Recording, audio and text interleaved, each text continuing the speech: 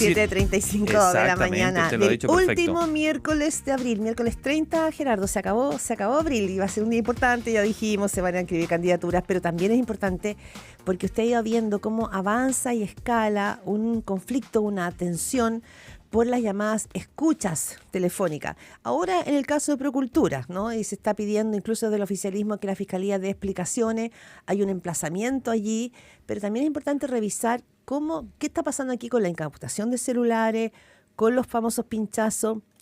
¿Qué tan importante es? Porque también hemos visto, Gerardo, que desde el Congreso se ha querido también empezar a levantar un proyecto de ley que de alguna manera restrinja esto. Y hay una muy interesante columna esta mañana en el Mercurio de Carlos Peña que hace punto allí, ¿no? En la importancia finalmente de que es justamente también a raíz de estas filtraciones que nos hemos enterado del caso Procultura, que nos hemos enterado del caso Hermosilla, etcétera, etcétera, etcétera. Pero de eso queremos conversar esta mañana con nuestra invitada, Gerardo. Es Patricia Muñoz, abogada, ex fiscal, es ex defensora de la niñez, además.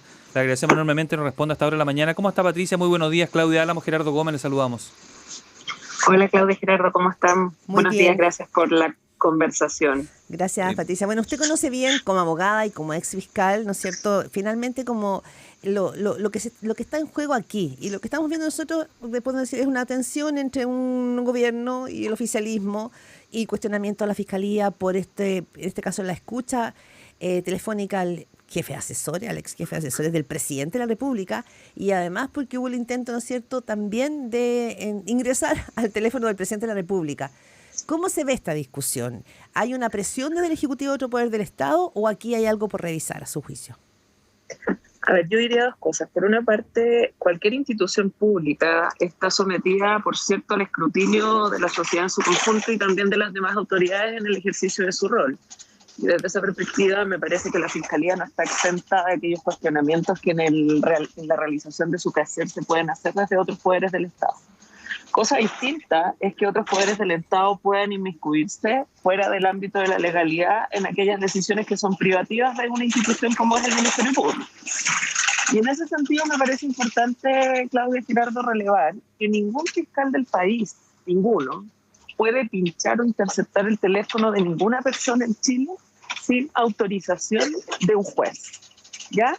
Uh-huh. Eso es lo primero que hay que despejar, porque muchas veces la gente tiende a creer que es el fiscal el que autónomamente decide y resuelve que una situación que implica la afectación de derechos de las personas. Patricia, porque cuando te pinchan el teléfono, sí. Patricia, es afectar el derecho de una persona. Disculpa, Patricia, permíteme, sí. Es que hay un sonido de fondo, no sé si estarás con manos libres, pero probablemente en movimiento. No, con audífonos, pero me estaba bajando del transporte público. Quizás por eso, ahora sí, ya, perfecto. Muchas gracias. Perfecto, sí. Lo que comentaba es que esa decisión entonces del fiscal de pedir una interceptación telefónica debe pasar por una revisión rigurosa de un juez de garantía que debe autorizarlo. Y esa revisión rigurosa supone que el juez entienda que el fiscal tiene antecedentes que impliquen fundadas sospechas de que esa persona ha participado en la comisión de un delito, puede participar en la comisión de un delito, o que sirva de intermediario con quien lo ha cometido para efectos de las comunicaciones, y que además tiene un requisito adicional que se relaciona con que sea imprescindible para la investigación del delito de que se trata. Hacerlo, claro. Patricia. O sea, son exigencias bien relevantes para que el fiscal pueda obtener esa autorización del juez. Entonces se conjugan dos aspectos. La responsabilidad del fiscal de tener los antecedentes, pero por otra parte la responsabilidad del juez que tiene que analizar que se cumplan los requisitos que la ley exige para que esto pueda autorizar. Pero la ley autoriza 60 días. Sí, con plazos prorrogables por el mismo periodo de tiempo, siempre que el fiscal vuelva a acreditar cada vez que pide la ampliación del plazo que se cumplen los requisitos de la norma. Ya, no correspondería entonces decir, o sea, en concreto, no en sí mismo cuestionar una intervención telefónica en una investigación como ha ocurrido aquí. No está mal de suyo. O sea, por eso digo que hay que distinguir dos cosas. Uno, lo que la opinión pública puede decir en términos de cómo le interceptan el teléfono a una persona que fue asesor del presidente. Pero otro es lo que jurídicamente tú puedes sostener en el proceso en términos de que se cumplen los requisitos legales. Y por eso es que es tan relevante que el Ministerio Público no puede, en un proceso judicial, actuar de manera independiente ni arbitraria, porque para eso el tribunal tiene que controlar el quehacer de esta institución. ¿Y cómo lo hace? Lo hace de mutuo propio a través de la revisión que el juez hace de los antecedentes, en el contexto de lo que estoy explicando, o lo hace a través de las peticiones que las defensas de las personas involucradas en las causas realizan. Pongo como un ejemplo que también se relaciona con este contexto, lo ocurrido con el ministro del Tribunal Constitucional, Héctor Meri. No sé si ustedes tomaron conocimiento de que la Corte Suprema acogió un recurso de amparo que presentó su defensa. Por una requisa de teléfono, sí. Que se habían vulnerado los derechos del señor Meri, en el sentido de que la Fiscalía había entregado información equívoca al Tribunal de Garantía para que éste autorizara la incautación de sus equipos. Y por tanto la Corte lo que hace es, a petición de la defensa del señor Meri, decir, momentito, acá la Fiscalía no entregó los antecedentes suficientes, el juez resolvió sin que aquellos requisitos se cumplieran suficientemente y por lo tanto se retrotrae esa diligencia, se considera nula y se ordena la devolución de todos los equipos al ministro del Tribunal Constitucional. Entonces el control existe. Pero este es un recorrido que es interesantísimo de poder entender, como tú bien dices, Patricia Muñoz, entre lo que la opinión pública configura, o el mundo de la política, y cómo tiene que ver el trayecto legal. Pero otra cosa tiene que ver con las filtraciones de esto, porque finalmente el fiscal puede tener una información, ¿no es cierto?, un argumento convincente, el juez de garantía dice, ok, tenemos razones suficientes, pinchamos, digamos así, o hacemos interceptación de ese teléfono. El tema es la información que después empieza a dar vueltas cuando están estas filtraciones. También ahí hay una segunda pata de esta conversación. Totalmente, y ahí la responsabilidad del Ministerio Público es ineludible. Fíjense ustedes, Claudia y Gerardo, que hay una norma específica del Código Procesal Penal, que es el artículo 223, que establece claramente que cuando se produce una interceptación telefónica autorizada judicialmente, se entrega el registro de esa interceptación al Ministerio Público, quien la deberá conservar bajo sello y custodia, impidiendo el acceso a la misma de cualquier tercera persona que no sea el Ministerio Público. Por lo tanto, es obvio que acá la Fiscalía, y en ese sentido vuelvo a lo que partía conversando, ¿no es cierto? La crítica a una institución es totalmente legítima en un Estado de Derecho, y es evidente que el Ministerio Público tiene que dar respuestas concretas acerca de por qué, cuando incauta teléfonos y cuando intercepta conversaciones telefónicas, no está siendo capaz de custodiar la información que en ella se contiene. Porque yo entiendo, a propósito de lo que tú señalabas, Claudia, y citabas la columna del rector Peña en relación a la relevancia o al interés público de las cosas que se conocen por los medios de comunicación relacionadas con las investigaciones penales. Eso no está en discusión.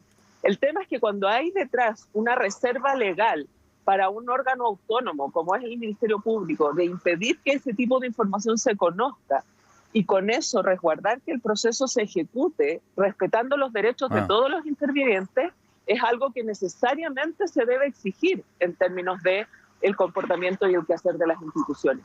Y no voy a ser yo la que va a decir, porque la evidencia lo muestra, que la Fiscalía no ha sido capaz de, al menos que yo conozca, formalizar a nadie por violación de secretos, ni por la causa de Monsalve, ni por la causa de Hermosilla, ni por estas causas relacionadas con Procuntura o con la casa del Allende, ¿no?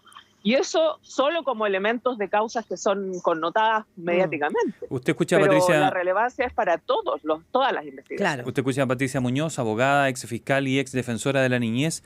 Entonces aquí el cuestionamiento de la filtración es válido, como usted bien argumentaba, pero es que es un delito. Sí, claro, pero yo quiero preguntarlo de otra manera. No es válido el que autoridades de gobierno, cuando pueda eliminar el manos libres se lo voy a agradecer, porque se mete un poco de ambiente, pero no es válido que la vocera de gobierno o un candidato presidencial le pidan explicaciones al Ministerio Público que explique por qué pinchó un teléfono. Eso no corresponde ese cuestionamiento, porque es parte de su ejercicio, ¿no? O sea, tanto es así que el ministro Cordero, creo que ayer refirió claramente que no le correspondía al Ejecutivo hacer ninguna petición de esa naturaleza, porque el ministro entiende claramente cuáles son las funciones y competencias constitucionales y legales de cada uno de los poderes del Estado y también de un órgano autónomo como es el Ministerio Público. Por eso yo partí haciendo la distinción, ¿no?, entre lo que tiene que ver con un cuestionamiento y una crítica legítima a cualquier institución versus aquello que se relaciona con el proceso penal. Y según lo que dispone nuestro Estado, porque lo hemos definido así democráticamente en un Parlamento que aprobó un Código Procesal Penal y que aprobó la forma en que el Ministerio Público se iba a conducir, las decisiones de este se sostienen ante los tribunales de justicia, no ante los políticos. Y ahí obviamente uno siempre ve con preocupación que a propósito de este tipo de casos surjan estas iniciativas legales que luego lo que hacen es perjudicar eventualmente el proceso de investigaciones penales o generar leyes que no van a tener un impacto positivo, sino que son solo reactivas, también en un contexto electoral que no debemos dejar de atender como un factor importante, Patricia, de quienes hacen los anuncios. Sí, Patricia Muñoz, abogada, exfiscal, exdefensora de la niñez. Usted como abogada y como exfiscal, conociendo también esta cultura, cuando uno ve, por ejemplo, que el jefe de bancada del Frente Amplio, Jaime Sáenz, ha dicho que la Fiscalía se extralimita en sus funciones, que raya lo inconstitucional. Lo dijo también Camilo Escalona, que aquí hay un tema con la inconstitucionalidad, y en el que se señala que haber solicitado alguna diligencia, que no está claro si así fue, por ejemplo, la escucha telefónica al presidente compromete la seguridad nacional, y eso es inaceptable. Entonces dicen, bueno, por eso el fiscal Valencia debería dar explicación en la Cámara, pero ¿es inaceptable y se altera la constitucionalidad cuando un fiscal avanza, por ejemplo, hacia pedir una escucha de un presidente de la República? La verdad es que es algo que uno no había escuchado. Yo no sé si eso pasó o no pasó, porque en definitiva parece que todavía está en la duda si eso es una realidad o solo una especulación. Lo cierto es que en Chile rige un principio que es relevante, que es el de igualdad ante la ley, eso no lo podemos olvidar, y por tanto cualquiera sea la calidad y condición de una persona, si está en un proceso de una investigación, el Ministerio Público está autorizado para realizar las diligencias que bajo el amparo de la Constitución y la ley puede realizar. Si es que efectivamente se requirió esta interceptación, entiendo que habría sido rechazada por un tribunal, de acuerdo a lo que también se conoce en términos de especulación. Y eso implicaría que era evidente que el fiscal no tenía antecedentes que permitieran sostener ninguno de los requisitos a los que yo hacía referencia al inicio de esta conversación.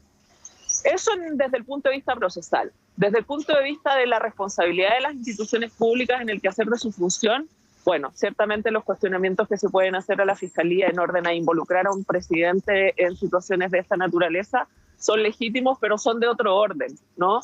Y no alcanzan, por lo tanto, el debate que es el estrictamente jurídico que resulta relevante para esta situación. No nos olvidemos que el expresidente Piñera estuvo sujeto a investigaciones penales que incluso seguían vigentes a la época de su fallecimiento. Y por lo tanto, eso se condice con una realidad que es el principio de igualdad ante la ley. La pertinencia o no de las solicitudes es algo que hay que evaluar, y lo que sí parece necesario es que el fiscal Valencia, ante las dudas que son legítimas de tanto el Ejecutivo como también de la política en general, pueda explicar qué antecedentes existían y si es verdad o no esa petición, porque también eso implica un control de parte del fiscal nacional de las actuaciones que sus fiscales regionales y fiscales adjuntos están realizando en la institución, en tanto superior jerárquico de la misma, para velar que efectivamente el comportamiento, sobre todo en causas que tienen el impacto que tienen en el ámbito político, pero también en lo que se relaciona con la consolidación o no de procesos democráticos, puedan obviamente entregar respuestas claras a la ciudadanía y a todas las instituciones públicas de que el Ministerio Público está actuando conforme a las obligaciones constitucionales que tiene, y en el fondo, si me permiten la expresión, no se está pasando de rosca